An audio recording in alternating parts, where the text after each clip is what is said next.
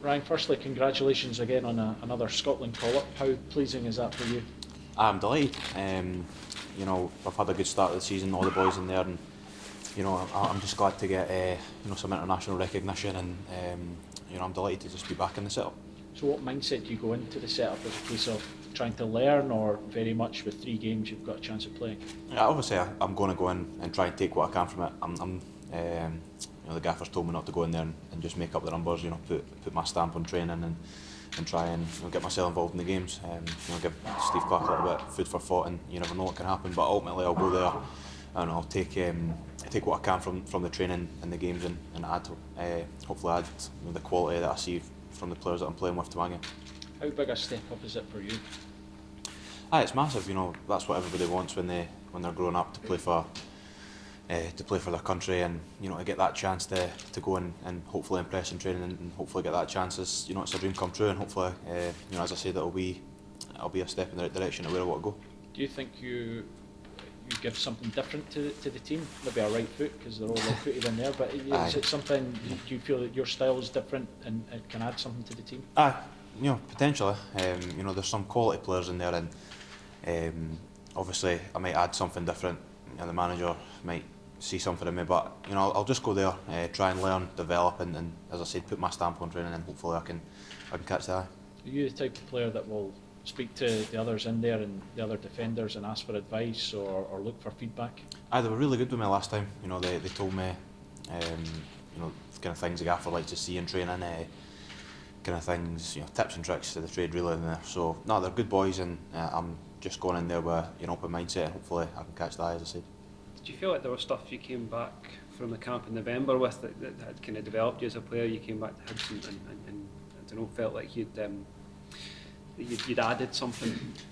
I think the everyday training at 100% is something I seen when I was there, and McGinn told me when I was away that that's the level that Villa would train at every single day, and not that I was surprised by it, but it did take me a bit off guard that everybody's 100 miles an hour every single day at a good quality. So that was definitely something I've tried to implement into training here, and obviously the Porteous and the gaffer there, that's something that they try and get all the boys to do. So definitely I say that's the main thing that I came away from. How important can it be to bring that mentality into the club game? Can it give you an edge when it comes to playing in the league and climbing the league? Definitely. I mean, if you're training well, it's always going to put you in the right frame of mind, in the right position to play well. So as I said, we've started well this season. Hopefully we can maintain that and keep that going. Is the confidence taking a knock from the result at Celtic Park at all? No, I mean, we're all disappointed to lose that game in the manner we did, but we had chances in the game. Obviously going to Celtic Park's a different ball game. They're a good side of, they're used to winning there, and of course it was always going to be difficult. But we're in a good place, and we're up there for a reason, and we want to try and stay up there and with a positive result on Friday night. It's really important to get back and build the momentum up again. Yeah, definitely. Every home game we want to be winning.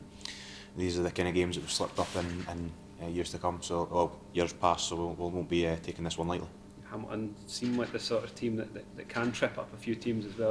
They're forever being tipped to go down and always proving people wrong. No, you've got to respect them. They've stayed in the league, as you said. They've been tipped to go down every single year since they've came up, but they managed to get points, big results away from home especially. So no, we won't be taking them lightly. Can I just come back to the Scotland thing? Obviously, the first time you do anything, it's always something a bit different. Maybe you said you were surprised a bit the pace of training. Do you feel like you're more ready to go in and kind of make your own impact this time? More confident? Aye, definitely. I think I'm probably in a better place just because I've played more games, and I'm probably as fit as I've ever been, and I'm playing well, and hopefully I can, as I say, take that into training, and as playing well and being up the top of the league, that side of the league is obviously going to help you and grow your confidence. So yeah, I'm probably in a better place now than what I was in. Was that one of your targets at the start of the season to get back in?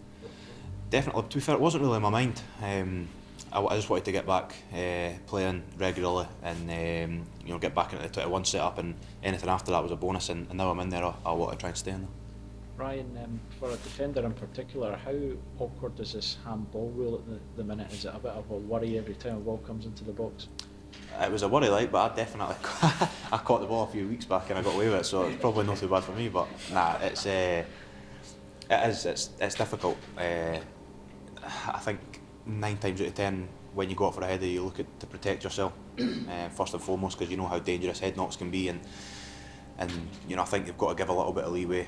As a defender, I'm probably a bit more biased towards that, but it's one of the things that is hard, because if it does hit your hand and it is going on target, then what else can you say, because it is a penalty. But it is difficult just now. You see it all with the VAR down south, and I think everyone's probably just going to need to get that sorted out before it takes it to new levels. So. I know you were asked after the Rangers game, what did you make of all the fallout a couple of days after that, talking about the handshake gate and everything like that? As I've said before, I think what happens on any pitch should stay on the pitch. I don't think you'll need to dramatise anything in the media. I think everyone that was involved should have been kept that on the park and not spilling throughout to you guys. Do you think, given you've got the Scotland call up and whatnot, that's the headlines you want to be making, rather than getting any unfair reputation for anything else?